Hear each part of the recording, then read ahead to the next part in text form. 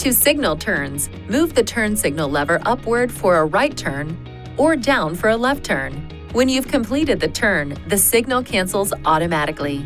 To signal a lane change, move the lever up or down to the point where the indicator light begins to flash, but the lever does not latch. Release the lever.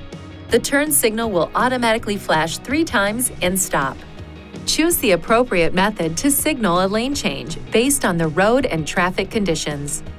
To disable the 3-flash pass turn signal indicator, use these controls to select Settings, Vehicle Settings, then Turn Indicator to toggle between 3 flashes and Continuous. Please see your owner's manual for important safety information, system limitations, and additional operating and feature information.